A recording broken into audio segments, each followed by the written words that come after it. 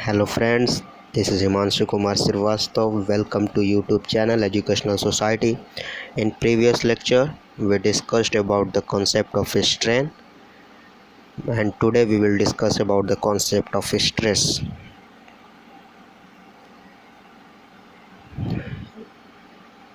We will start our lectures from forces and stress, and then normal stress and shear stress, then shear stress at a point, the stress component, principal stresses and the axial stress cross, stress acting on a given plane, hydrostatic stress and deviatoric, Deviatoric stress. and we will conclude our lecture with sign convention of stress axis.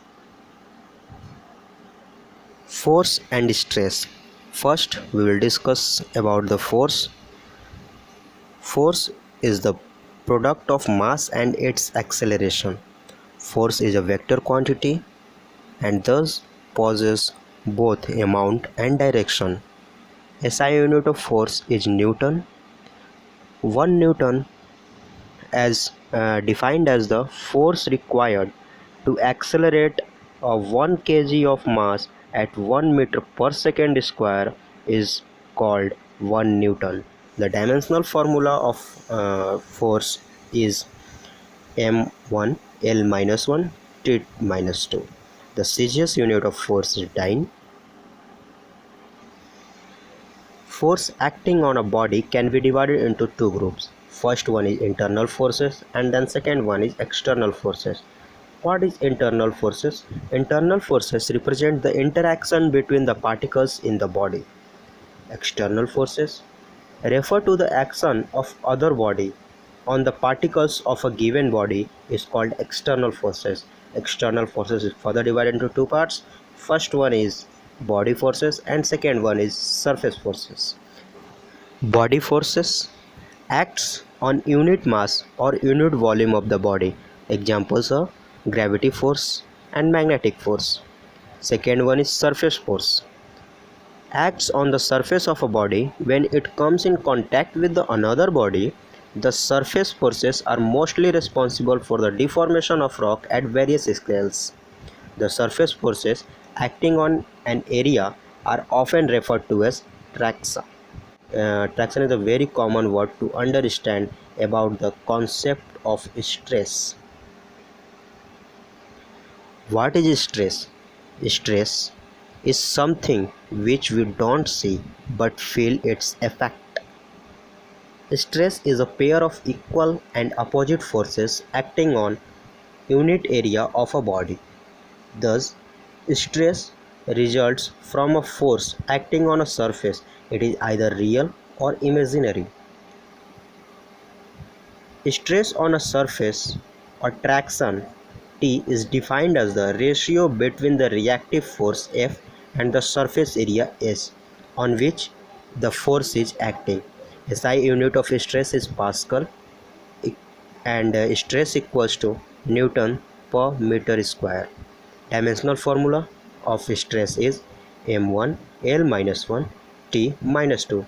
1 Pascal equals to 10 to the power 5 bar and 1 Pascal is also equal to 0.000145 psi. Psi represent pound per square inch. If the SI unit of stress and pressure is same, the formula is also same.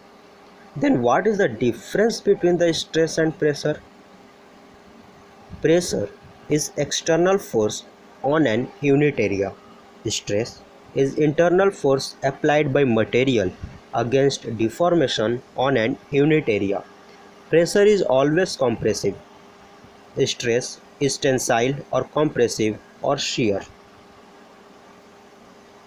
Pressure is applied on an object to compress it. Stress is induced inside the body and acts opposite to the direction of pressure applied. These are the basic difference between the pressure and stress. Now come to the point normal stress and shear stress. What is normal stress and what is shear stress? First, when a force acting on a body, it can be resolved into normal stress, which is acting perpendicular to the surface, and second one is shear stress, which is acting parallel to the surface. Normal stress is represented by sigma and shear stress is represented by tau. In 3 dimension, tau can be resolved into tau 1 and tau 2. Tau 1 and tau 2 are at right angle to each other, and all these three forces, 1 normal stress and 2 shear stress, all three are mutually perpendicular to each other. In this diagram, this line is a surface on which normal stress acts perpendicularly and shear stress acts parallel to the surface. This diagram represents in 2 dimensions. Now in 3 dimensions, this is a surface on which normal stress acts perpendicularly and shear stress acts parallel to the surface. Here is tau 1 and here is tau 2. Now, applications to geological structures. The application of normal and shear stress can be illustrated with reference to 2 simple geological examples. First one is stress of fault plane and second one is the stress at a bedding plane undergoing flexure slip folding. The stress of a fault plane. The stress of fault plane में क्या है कि दोनों side से comprehensive force लग रहा है, comprehensive force. उसमें क्या है, ये जो रेड कलर में आपको दिख रहा है ये सरफेस है, ठीक है. और ये सरफेस के परपेंडिकुलर जो एक फोर्स लग रहा है, सॉरी, जो सरफेस के परपेंडिकुलर जो फोर्स एक्ट कर रहा है वो हुआ आपका नॉर्मल स्ट्रेस. एंड जो सरफेस के जो पैरेलल है वो हुआ, ये जो सरफेस के पैरेलल जा रहा है ये हुआ आपका shear स्ट्रेस. ये था the stress of a fault plane के अलोंग जो स्ट्रेस लग रहा है वो था. दूसरा है कि जो स्ट्रेस जो है फ्लेक्सर स्लिप फोल्डिंग के बेडिंग प्लेन में जो लग रहा है, जैसे किसी भी बेडिंग प्लेन मान लीजिए फोल्डेड है, तो इसमें क्या है कि ये यहाँ से जो फोर्स लगा है, फोर्स F लगा दोनों साइड से, तो ये कंप्रेस होगा. तो कंप्रेस होगा तो एक फोल्ड टाइप का बनाएगा. जब फोल्ड बनाया तो यहाँ पास जो इसका सरफेस है, एक जो इसका लेयर है, इस लेयर के परपेंडिकुलर जो ये फोर्स लग रहा है ये आपका हुआ sigma. Sigma means normal stress. और इस सरफेस के जो पैरेलल लग रहा है, पैरेलल, वो हुआ आपका shear स्ट्रेस. ठीक है. सेम इस साइड में भी वही हाल है. सरफेस के परपेंडिकुलर लगेगा इस सरफेस के, या इस सरफेस के परपेंडिकुलर लगेगा नॉर्मल स्ट्रेस, और सरफेस के जो पैरेलल लगेगा वो लगेगा shear stress. Then stress at a point, the stress component, और we say the stress tensor. Let us consider a cube, a small cube. उस हम लोग जो क्यूब का फेस 1 होगा वो x1 के परपेंडिकुलर होगा, और जो फेस 2 होगा, फेस 2 ये वाला, वो x2 के परपेंडिकुलर होगा. मतलब x2 ये है, इसके परपेंडिकुलर ये वाला फेस. जो फेस 3 होगा वो x3 के परपेंडिकुलर होगा. ठीक है. कोऑर्डिनेट कौन कौन सा है, x1, x2, x3. ठीक है. हम लोग जानते हैं कि जो फोर्स एक्ट कर रहा है यहाँ पास वो फोर्स जो है जब सरफेस पर लगेगा, हर एक फेस के सरफेस पर, तो वो रिजॉल्व होगा नॉर्मल स्ट्रेस में और शियर स्ट्रेस में। ठीक है, नॉर्मल स्ट्रेस जब इस प्लेन पर जो लग रहा है, इस प्लेन पर, ये जो है सिग्मा 1 1, सिग्मा को हम लोग नॉर्मल स्ट्रेस से रिप्रेजेंट करते हैं। जो सिग्मा 1 1 है वो नॉर्मल स्ट्रेस रिप्रेजेंट कर रहा है, सिग्मा 1 2 शियर स्ट्रेस और सिग्मा 1 3 भी शियर स्ट्रेस रिप्रेजेंट कर रहा है। ठीक है, तो जो हम लोग क्या देंगे कि जो प्लेन x1 के परपेंडिकुलर है, सर्टेनली उसका जो नॉर्मल स्ट्रेस है वो उसी की तरफ डायरेक्टेड हो जा रहा है, उसी के डायरेक्शन में उसका नॉर्मल स्ट्रेस लग रहा है। ठीक है, और जो इसका शियर स्ट्रेस टाउ 1 2 है वो x2 के डायरेक्शन में लग रहा है। ठीक है, और जो इसका शियर स्ट्रेस टाउ 1 3 है वो x3 के डायरेक्शन में लग रहा है। ठीक है, सेम इसी तरह से प्लेन 2 को हम लोग लेंगे। प्लेन 2 का जो नॉर्मल स्ट्रेस है वो x2 के डायरेक्शन में लगेगा। ठीक है, x2 के direction towards the direction of x2। जो प्लेन 2 है, ये प्लेन 2 x2 के परपेंडिकुलर है, लेकिन जो इसका नॉर्मल स्ट्रेस है वो x2 के डायरेक्शन के अलोंग लगेगा। ठीक है, लेकिन जो इसका शियर स्ट्रेस है वो टाउ 21 जो है वो x1 के डायरेक्शन के अलोंग लगेगा, और जो टाउ 23 है वो x3 के डायरेक्शन के अलोंग लगेगा। ठीक है, सिमिलरली फेस 3 में भी वही हाल होगा। इसका जो नॉर्मल स्ट्रेस है सिग्मा 3 3, ये x3 की तरफ लगेगा, लेकिन जो इसका प्लेन जो था वो x3 के परपेंडिकुलर था। Plane 3 is perpendicular to x3। ठीक है, but certainly normal stress directed along the x3 direction. जो प्लेन 3 था वो परपेंडिकुलर था x3 के। ठीक है, जो प्लेन 3 था वो परपेंडिकुलर था x3 के, लेकिन जो नॉर्मल स्ट्रेस है वो किसकी तरफ है, वो x3 के डायरेक्शन की तरफ है। ठीक है, directed towards the direction of x3। Similarly इसी तरह से ये हमारे जो टोटल हैं, ठीक है, ये जो टोटल हमारे कंपोनेंट हैं, पहले sigma 1 2 sigma 1 1 tau 1 2 tau 1 3, and plane 2 के लिए सिग्मा 2 2 सिग्मा टाउ 2 1 टाउ 2 3, और प्लेन 3 के लिए सिग्मा 3 3 टाउ 3 2 और टाउ 3 1। ये सारे जो है 9 कंपोनेंट है। ठीक है, लेकिन ये सारे जो है पॉजिटिव साइड में है। ठीक है, कुछ नेगेटिव साइड में भी होंगे। अदर 3 प्लेन्स और other 3 negative planes which we cannot see in this image and exactly opposite directed but similar magnitude।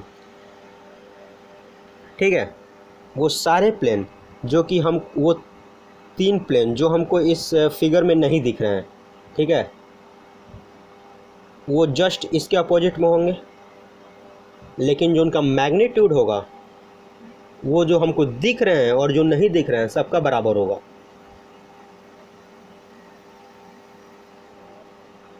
ठीक है, ट्रैक्शन जो है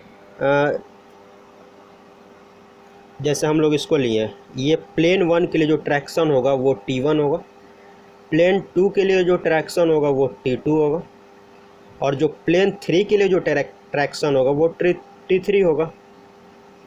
ठीक है, तो जो प्लेन 1 पर ट्रैक्शन T1 लग रहा है, traction working on plane perpendicular to x1। ठीक है, और ट्रैक्शन 2 मतलब फेस 2 के लिए जो ट्रैक्शन है, जो ट्रैक्शन फेस 2 पर लग रहा है, जो ट्रैक्शन फेस 2 पर काम कर रहा है वो x2 के परपेंडिकुलर है, और जो ट्रैक्शन x3 पर लग रहा है, जो x3 पर ट्रैक्शन काम कर रहा है वो x3 के परपेंडिकुलर होगा।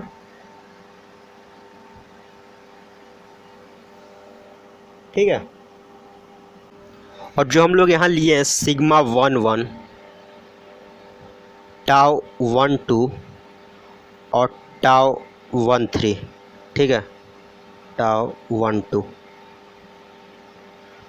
तो ये जो सिग्मा 1 1 है, सिग्मा 1 2 है, सिग्मा 1 3 है, जो इसका फर्स्ट लेटर है 1 1 1, सिग्मा 1 1, सिग्मा 1 2, सिग्मा 1 3, इन तीन, मतलब कि किस प्लेन पर ये स्ट्रेस लग रहा है, किस प्लेन पर ये स्ट्रेस लग रहा है, वो इस बात को रिप्रेजेंट कर रहा है। लेकिन जो उसके बाद वाला कंपोनेंट है, जैसे सिग्मा 1 1 में सिग्मा 1 तो एक जो है प्लेन के लिए बता रहा है, एक जो है किस डायरेक्शन में लग रहा है वो ये बता रहा है। जैसे सिग्मा 1 1 में 1 जो था, एक पहला वाला 1 जो था वो प्लेन के लिए बता रहा था, मतलब किस प्लेन में स्ट्रेस लग रहा है, और जो नेक्स्ट वाला 1 है वो किस डायरेक्शन में है, मीन्स ये x1 की डायरेक्शन में, इसलिए 1 है लास्ट में, ठीक है। और जो आपका टाउ 1 2 है, टाउ 1 2 में 1 है वो बता रहा है कि फेस 1 में, प्लेन 1 में ये स्ट्रेस लग रहा है। लेकिन जो 2 जो है वो बता रहा है कि जो ये स्ट्रेस लग रहा है वो किस डायरेक्शन में लग रहा है, ये x2 के डायरेक्शन में लग रहा है। जो टाउ 3 है, टाउ 1 3 है, टाउ 1 3 बता रहा है कि ये प्लेन 1 में स्ट्रेस लग रहा है, लेकिन किस डायरेक्शन के अलोंग लग रहा है, x3 के अलोंग लग रहा है, ठीक है। सिमिलरली ये सारे केस में हो जाएगा इसी तरह से।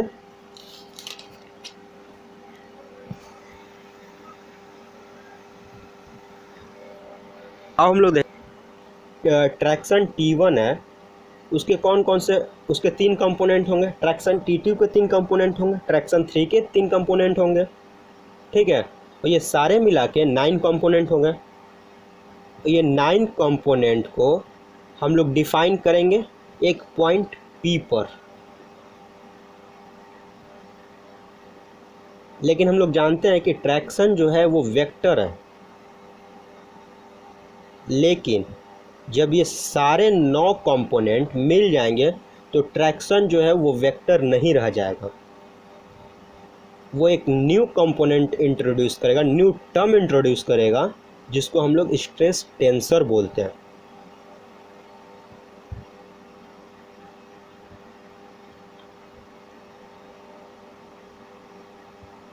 All 9 stress component, 3 on each face, because the force are equal and opposite are identical, the 9 stress component are shown above, ठीक है। जो ये सारे 9 कंपोनेंट हैं, ठीक है, कौन कौन से, सिग्मा 1 1, सिग्मा 1, टाउ 1 2 और tau 1 3, tau 2 1, tau sigma 2 2, tau 2 3, tau 3 1, tau 3 2, sigma 3 3।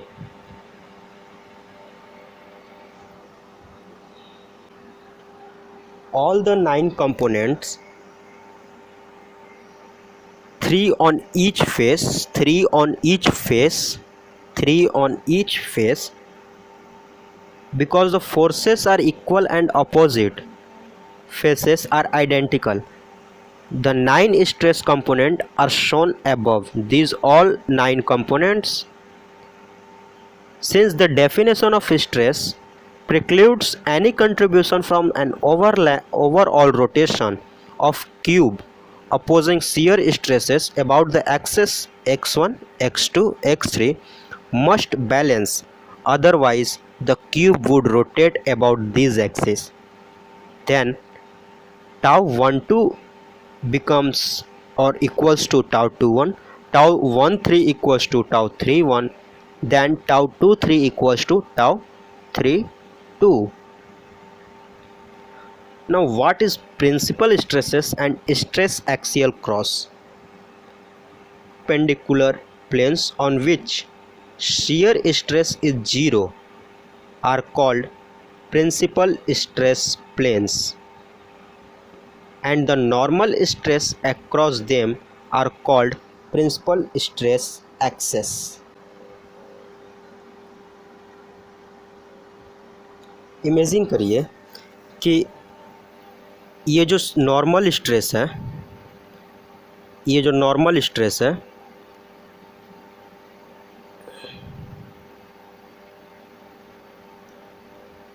ये जो नॉर्मल स्ट्रेस है वो x1 के डायरेक्शन में लग रहा है। ठीक है, मीन्स जब x1 के डायरेक्शन में लग रहा है तो यहाँ पास एक भी शियर स्ट्रेस नहीं है, मतलब कि x1 के डायरेक्शन में एक भी शियर स्ट्रेस नहीं। इस डायरेक्शन के लॉन्ग, मतलब कि जो प्लेन 1 है वो x1 के परपेंडिकुलर है, और जो नॉर्मल स्ट्रेस लग रहा है वो x1 के डायरेक्शन के लॉन्ग लग रहा है, और इस डायरेक्शन में कोई शियर स्ट्रेस नहीं लग रहा है, तो इस केस में शियर स्ट्रेस 0 हो जाएगा। ठीक है, शियर स्ट्रेस 0 हो जाएगा, और जब शियर स्ट्रेस 0 हो गया तो हम लोग क्या पाएंगे कि जो हम लोग यहाँ पास τ12 τ13 का वैल्यू था वो हट गया, फिर क्या बचा सिग्मा 11 0 0।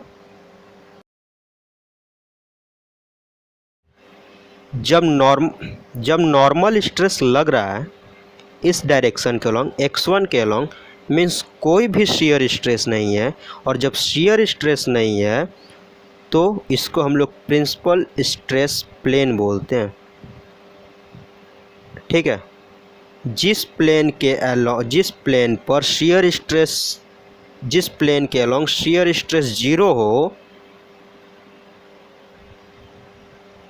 उसको प्रिंसिपल स्ट्रेन प्लेन बोलेंगे, और जिसके अलॉन्ग नॉर्मल स्ट्रेस लग रहा है, जिस डायरेक्शन के अलॉन्ग नॉर्मल स्ट्रेस लग रहा है वो हो गया principal stress axis. Now the stress axial cross. What is the stress axial cross? When the three mutually perpendicular stress axes are often termed as stress axial cross, in which the length of the axis may be drawn proportional to the magnitude of the principal stress. Stress acting on a given plane.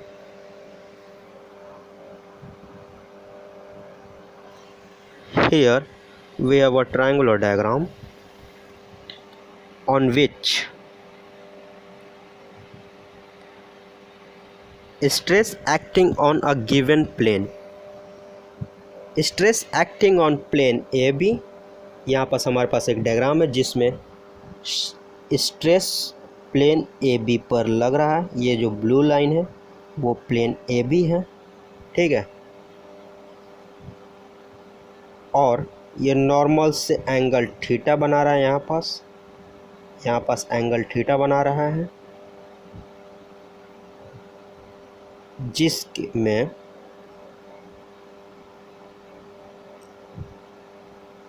OB के perpendicular shear normal stress लग रहा है। OB के perpendicular normal stress लग रहा है जिसको हम लोग सिग्मा 1 बोले, और OA के परपेंडिकुलर नॉर्मल स्ट्रेस लग रहा है जिसको हम लोग सिग्मा 2 बोले। इस प्लेन पर shear stress sigma, normal stress sigma लग रहा है, और इस प्लेन के पैरेलल में मीन्स इस सरफेस के पैरेलल में जो फोर्स लग रहा है, जो स्ट्रेस लग रहा है वो शियर स्ट्रेस है, और इस सरफेस के जो परपेंडिकुलर जो फोर्स लग रहा है वो नॉर्मल स्ट्रेस हो गया। ठीक है, let the line A B represent unit length, जो one side of square of unit area in 3D।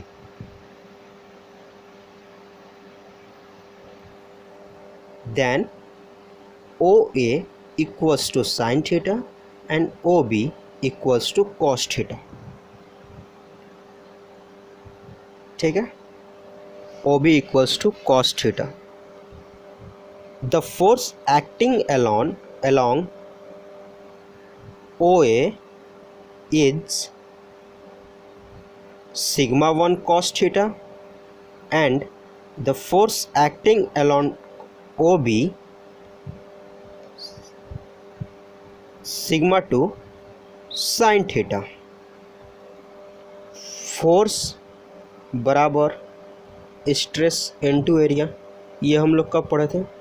जब हम लोग नॉर्मल और शियर स्ट्रेस पढ़ रहे थे उस समय बोला था मैं कि note that stress can not be resolve in the same way as force, they have to be converted into the force by multiplying them by the area over which they act. Resolving these forces perpendicular and parallel to the plane AB, the normal stress sigma and shear stress tau are as follows. ठीक है, means sigma equals to sigma 1 cos square theta plus sigma 2 sin square theta. Pythagoras triplet. Force sigma and sigma 1 cos square theta, means इसके कारण इस पर जो force लग रहा है, मीन्स इसके इस लाइन के जो परपेंडिकुलर जो फोर्स है वो सिग्मा 1 है, means sigma 1 cos square theta plus sigma 2 means इसके परपेंडिकुलर जो फोर्स लग रहा है वो सिग्मा 2 साइन स्क्वायर थीटा हो गया। शियर स्ट्रेस है वो sigma 1 sine square theta minus sigma 2 cos square theta.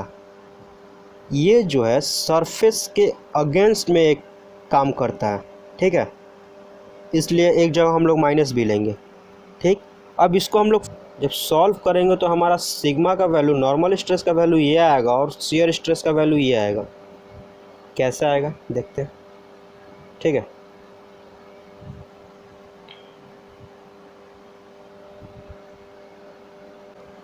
जब हम लोग कॉस स्क्वायर थीटा की जगह 1/2 1 प्लस कॉस 2 थीटा पुट कर देंगे, मीन्स कि कॉस स्क्वायर थीटा का फॉर्मूला होता है 2 कॉस स्क्वायर थीटा का फॉर्मूला होता है 1 plus cos 2 theta.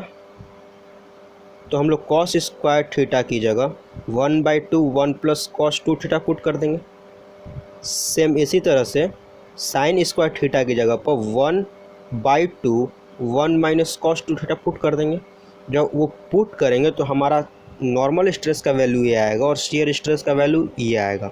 Normal stress 1/2 sigma 1 plus sigma 2 plus 1/2 sigma 1 minus sigma 1 cos 2 theta. Shear stress का वैल्यू आएगा 1/2 sigma 1 minus sigma 2 sine 2 theta. Hydrostatic and deviatoric stress. When the principal stresses are equal, the state of stress is said to be hydrostatic. Hydrostatic is also known as isotropic stress. It corresponds to the state of a fluid that the shear stress is zero. In this situation, hydrostatic stress will cause volume change but not shape change in a material. Hydrostatic is simply the average of 3 normal stress component on any stress tensor. 3 normal stress component को जब उसका हम लोग average निकालेंगे तो हमारा hydrostatic stress आएगा। What is deviatoric stress? Deviatoric stress, the stress component in any system which consists unequal principal stresses components, which consist 3 deviatoric stresses, measures the departure of the stress system from the symmetry and control the extent of shape change or distortion in, whereas the hydrostatic stress component controls the change in volume. Deviatoric stress is also the remaining part of the stress system, ठीक है, तो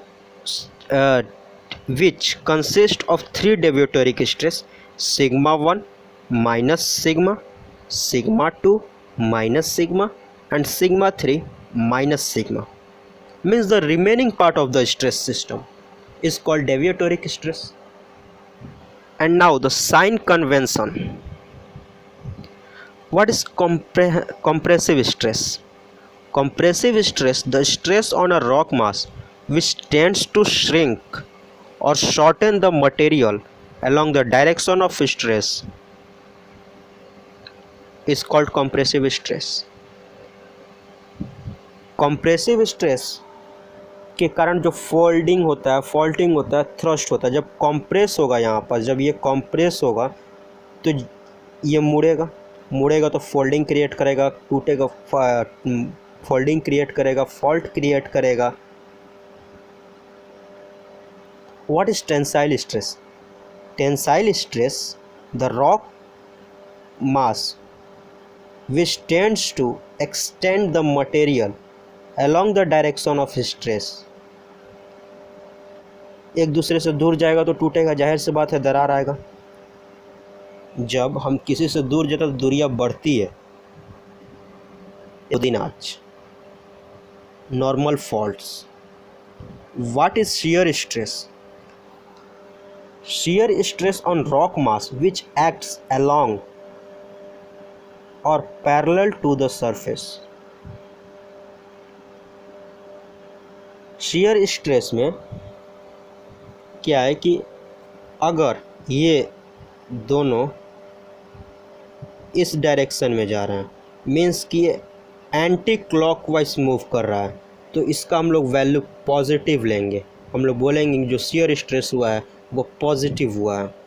अगर यही इस तरह से move करें, means clockwise move करें, तो हम लोग बोलेंगे जो shear स्ट्रेस हुआ है वो निगेटिव. सेम इसी तरह से यहाँ भी है कंप्रेसिव स्ट्रेस में. यहाँ पर देखेंगे आप लोग, एक जगह पॉजिटिव लिखा है, एक जगह नेगेटिव लिखा है. कंप्रेसिव स्ट्रेस पॉजिटिव है, टेंसाइल स्ट्रेस नेगेटिव है. ऐसा क्यों? ऐसा इसलिए क्योंकि अगर हम लोग जियोलॉजिकल पॉइंट ऑफ व्यू से देखें तो रॉक मास में हम लोग हमेशा कंप्रेशन की बात करते हैं, लेकिन मैकेनिक्स में, प्रैक्टिकल में ज़्यादा मैकेनिकल इंजीनियर्स वगैरह टेंसाइल स्ट्रेस की यूज़ करते हैं. इसलिए मैकेनिक्स में टेंसाइल स्ट्रेस पॉजिटिव का काम करता है और जियोलॉजिकल पॉइंट व्यू से टेंसाइल स्ट्रेस नेगेटिव का काम करता है. Compressive stress geological point view से पॉजिटिव काम करता है, मैकेनिकल पॉइंट ऑफ व्यू से नेगेटिव काम करता है. और जो टेंसाइल स्ट्रेस है जियोलॉजिकल पॉइंट ऑफ व्यू से नेगेटिव काम करता है और मैकेनिकल पॉइंट व्यू से पॉजिटिव काम करता है. Thanks for watching.